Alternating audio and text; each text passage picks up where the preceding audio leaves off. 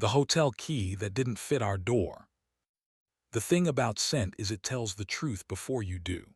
I work in a tiny studio above a cafe, blending oils and absolutes for people who want to smell like a memory they haven't lived yet. Notes of iris and smoke, bergamot and skin-warm amber.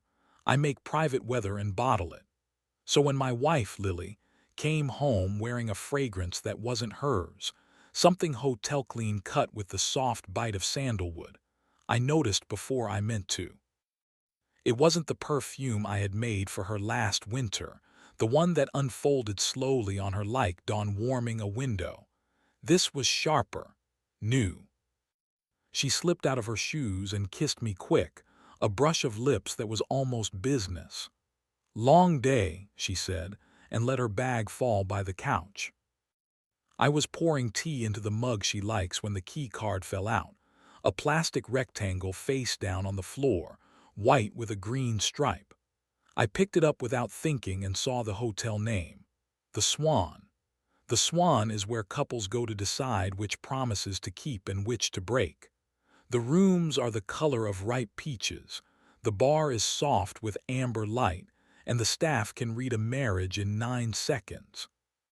I didn't say anything. I slid the key back into Lily's bag and handed her the tea. She held the mug with both hands as if it needed comforting and leaned her head on my shoulder. We watched a movie we didn't follow. She laughed twice at the wrong moments. The sandalwood stayed until sleep. We've been married 5 years. The first 2 we burned through like a match. The next 3 we learned how to keep a flame. Lily is a brand strategist for the kind of campaigns that sell an idea like a dare. She's not reckless by nature, but she is curious in a way that makes caution have to earn its place. I'm the opposite. I believe in the slow fix, in attention as devotion. Between us, we built a life that felt like a room with good light. I told myself there was a reasonable explanation for the key. The Swan is 3 stops away on the Pink Line, 2 if you time the change. The next morning, after Lily left with her hair still damp and her phone already buzzing, I went to my studio and tried to work. My bench smelled of vetiver and paper. The world refused to arrange itself into a formula I could trust.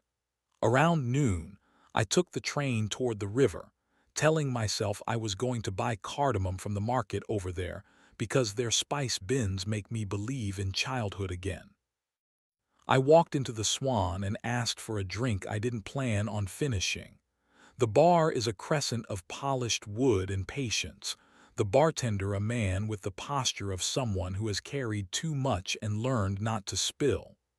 I took a stool near the mirrored column. In the glass, I could see everything with less guilt. Lily wasn't there. I told myself relief is not always honest. The bartender poured the drink and said, "Do you need a room for the night, sir?" He said it casually, as if people came here under pretexts that needed softer names. "Just the afternoon," I said, hearing how it sounded, hating myself for liking the way it made me feel tall and terrible. He smiled without apology. You'd be surprised how often that's the answer. A woman slid into the stool beside me with the well-practiced grace of someone who knows precious things about gravity. She wore a black dress with sleeves that said yes to secrets, and a necklace that was one simple gold line across the throat. She ordered club soda, which made me respect her instantly. She looked at me in the mirror instead of directly. It made us safer than we were. "Do you come here to watch people lie?" she asked, "or to remember how not to?" "I blend fragrances for a living," I said, which didn't answer anything. "Ah," she said, smiling, "noses are the most dangerous romantics." "What's dangerous about us?" "You believe memory more than testimony." She held out her hand. "I'm Mara."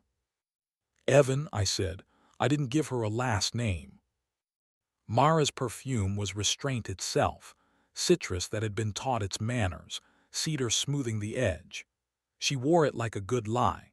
She asked me what I was drinking, and I told her, and we talked about pointless things. The weather's mania, the price of rooms in cities that don't deserve it, whether a life is one long apology or one long invitation. It felt like stepping too close to the edge of a pool before you've decided if you're swimming. At 2:30, the elevator doors opened across the lobby. My heart made a small, private choice. Lily stepped out, brushing her hair behind her ear, our wedding band catching the light in the careless way a person wears something that belongs. The sandalwood was with her. There was no way I could smell it from there, but I did. Beside her walked a man in a navy suit with a tie the color of a bruise. He was the kind of handsome that looks like ambition after a long night. He touched Lily's elbow as they walked. It was the lightest touch in the world and far too much. "That's my wife," I heard myself say. The words were polite and hopeless. Mara didn't turn, she just watched the mirror. She saw what I saw, Lily laughing up at the man, the small, surprised laugh she gives when she's trying to be both kind and efficient. They moved toward the bar, then past it, heading for the hallway that led to the private meeting rooms. Lily didn't see me. The man said something and Lily stopped walking, looking at her phone, then at him. He took a step closer. She didn't step back. Mara's hand brushed my sleeve, a touch the size of a comma. "If you follow," she said quietly, "know whether you want proof or a story." "I want the truth," I said, and heard the lie in it. Nobody wants the truth. We want a truth we can live with. I set money on the bar and walked slowly, like a man testing ice. The hallway was lined with photographs of the old river, men in hats lifting crates, women in dresses holding onto their hats. The door to meeting room C was ajar. A sliver of the room cut into the corridor. I stood outside of it and heard voices in that bright, hotel-quiet way. "Can't approve a campaign that suggests infidelity," Lily was saying, her work voice tight and clear. "It has to be about longing, not breaking." "You're selling longing to married people," the man said. His voice came wrapped in amusement. I imagined him smiling like a fault line. "What's the difference?" "The difference is they have to be able to go home," she said. "You can't suggest they don't want to." "Don't you?" the man asked. I saw in my mind his hand finding her elbow again. "Go home." The room went still. I shifted and the door whispered against the carpet. Lily's head turned toward me sharply. Our eyes collided. "Evan," she said, but as if she were saying the name of a city in a story she was telling someone else. Her mouth opened, closed. She stepped toward me. Behind her, the man crossed his arms like he'd finally gotten the show he'd paid for. I had not thought of what I'd say. Jealousy will rehearse all night if you let it. It still forgets its lines on stage. "Hi," I managed, like we were meeting at the corner market. I was in the neighborhood. "In the Swan," she said. There was humor in it and fear, and something that reminded me of the first month we loved each other, when we told the truth because lying would have wasted time. She came into the hall, closing the door behind her so the man couldn't listen without effort. "You didn't tell me you had a meeting here," I said. "That was the plan," she said, eyes on mine, not surrendering a single blink. "To tell you tonight, we're pitching a line of fragrances for the hotel. They want to frame it as the hour you shouldn't, and I wanted to argue it into the hour you almost." "Who is he?" It felt like asking a doctor to say a word you don't want to hear. "Gabriel," she said. "Investor, likes to think he's a director." "He touched your elbow." "He touches everything. That's his brand." "Do you want him to?" I asked. The words weren't noble. Her face changed, not hard, not soft, just truer. "I want you to ask me that in the right room." "What's the right room?" "The one we go home to," she said. "Not one with carpet you can mistake for forgiveness." She reached past me and took my hand with a familiarity that worked better than any oath. "You can watch the rest," she said, "if that's what you need. Or we can leave and argue in our kitchen and then make up how we do. But don't let the swan decide what kind of couple we are." Behind the door, Gabriel cleared his throat, bored with being a prop. I squeezed Lily's hand and said, "Finish the meeting. I'll be at the bar." "Order something that tastes like a good decision," she said, and went back inside. I walked to the bar and sat near the mirrored column again. Mara was still there, her glass sweating modestly. She lifted an eyebrow at me in the mirror. "She says it's work," I told her. "Is she good at what she does?" Mara asked. "She's remarkable." "Then it's work," she said, as if that solved anything and everything. We talked in low tones about nothing important. The elevator dinged occasionally. The bartender replaced the napkin under my glass with a ceremony that made me want to tip him a new life. 20 minutes later, Lily walked out of the hallway alone. She paused at the corner of the bar, looking young enough to take foolish risks and old enough to know their price. "Come home," she said. On the train, we didn't speak. Her shoulder was against mine, which was either a statement or a compromise. Our stop came too fast. In the kitchen, she put water on for tea like a peace treaty drafted by habit. "Do you want to know the worst part?" she asked, leaning on the counter, not touching me. Part of me liked it. "The hotel," I said. "The premise," she said. "The edge. The way a room like that lets you feel like someone else and then asks you who you really are. Gabriel is a test people fail because they think the room actually has power.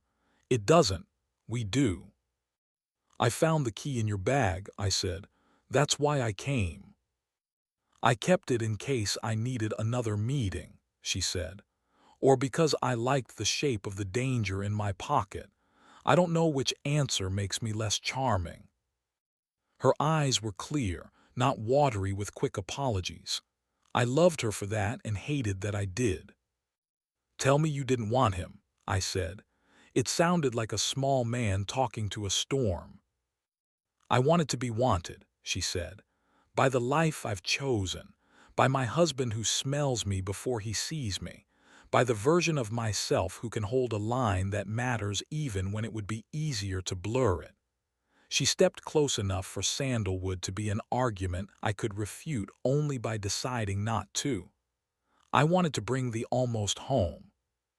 It wasn't a speech, it was a map. I followed it. We didn't touch immediately. That would have made the hotel the author of us.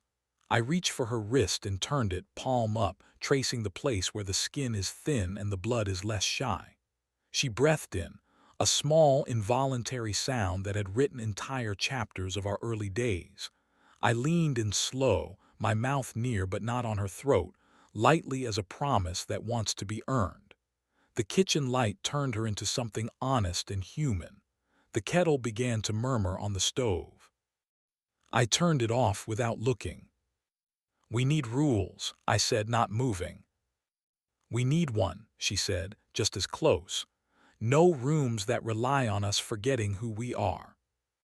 And if we forget, we come back here," she said. "We let it be almost somewhere else and everything here." I kissed her then, not like a man proving a point, like a man who'd been waiting in a lobby with his heart in his coat pocket and could finally hang it back where it belonged. We stumbled a little against the counter and laughed, because it's difficult to be elegant while finding your way back. Later, we drank the tea we'd earned. She sat cross-legged on the counter in my sweater, and I stood between her knees like the kitchen had a secret it wanted to tell only us. We talked about my studio, about her campaign, about how to sell longing without selling out what keeps you whole. She said they were considering nomming the line Almost. I told her she should call it Return. "Maybe I'll call it Home," she said, and the word landed inside me like a key in the right lock. A week passed. I made a new blend for Lily, built on sandalwood but softened with iris and a hint of cardamom like a private joke. I packaged it in a square bottle with a label that read, "For the hour we choose each other." She wore it to the Swan for the final pitch. After the meeting, she texted a photo of the boardroom table, my bottle in the center like a compass that points somewhere you actually want to go. Mara's number turned up in my phone one evening, a text thanking me for not drowning in the lobby. "If you ever need to sit in a bar and not do anything stupid," she wrote, "I'm very good at supervision." I replied with a photograph of the kitchen light falling across Lily's sweater, empty on the chair, and wrote, "I'm supervised." Sometimes in bed, Lily will murmur, "Almost," and I'll answer, "Home," and the words will do more work than any hotel key ever could. We go to the Swan for dinner once, months later, to celebrate a tiny promotion that feels larger than money. The bartender recognizes us. He doesn't say so. He places a napkin under my glass with that same ceremony and gives Lily a club soda with a lemon slice, as if he's always been reading our story from the right page. I learned that day that scent can be a promise as easily as a confession. It doesn't have to say, "I was there." It can say, "I'm here." Some afternoons, when the city turns its face toward rain and the trains sing their lonely metal song, I mix the perfume again just to watch it settle. I think about the Swan, about hallways, about rooms that borrow their power from the people who step inside. The key card is in a drawer now, under a nest of takeout menus and warranty manuals for machines we no longer own. We didn't throw it away. We kept it for the shape of its warning and the humbling reminder that sometimes you carry a door you should not open simply to prove you can walk past it. When I pull the drawer to find batteries or a pen that still wants to write, I see the card and smell sandalwood and remember the hour we almost broke something precious just to hear the sound. And then I close the drawer. And then I go upstairs, where Lily is reading on the couch in my sweater, and the room forgives us for having once mistaken it for ordinary.